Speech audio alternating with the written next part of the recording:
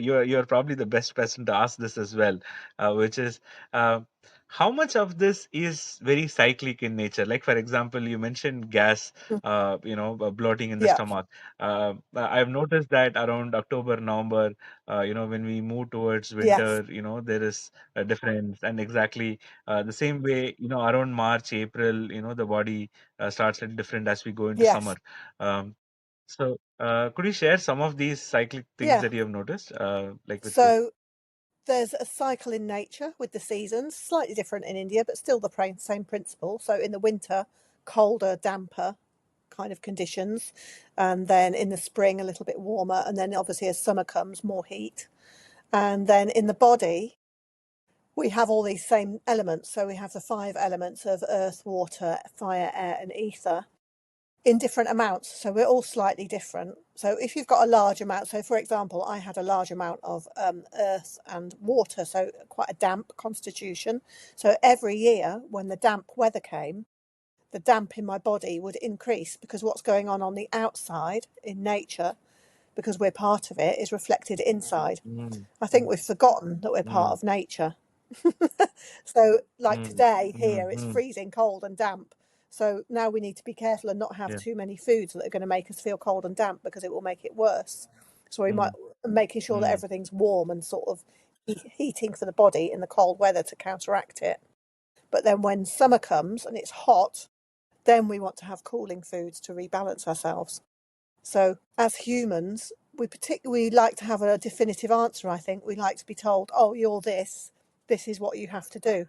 But it doesn't work like that because we're yeah. constantly changing. Nature is in a cycle, and then we've also got the cycle of day and night, and then we've got the cycle of our bodies and the cycle of the moon every month. So everything is Mm, constantly mm, cycling mm. around and circling. Changing. Yeah. Yeah. Yeah. And with once you start practicing Ayurveda, how important is being aware?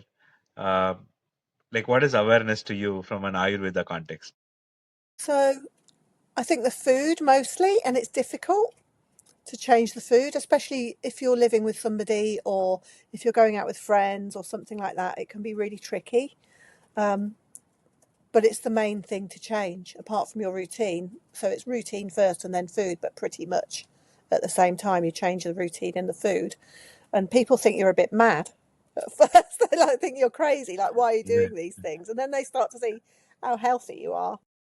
And then they understand why you're Mm, doing it. mm, They still might not do it themselves, but they understand why mm, you're doing it. So it's about the times of food.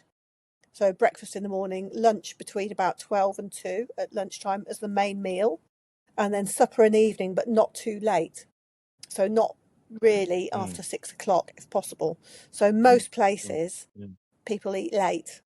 So 8 o'clock, nine mm, o'clock in the mm, evening, that kind of thing. So it can be really challenging.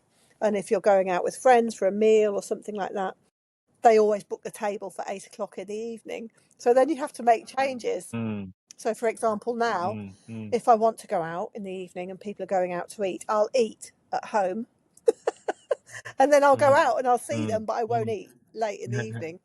So, but it's been a gradual Mm. process. So it's taken many years to get to Yeah, this yeah, point. But I think the main yeah, thing to be yeah. aware of is what you're eating and when you're eating. And it's all about the digestion. It's all about making sure that you've got a good, strong, healthy Agni or digestive fire. Mm.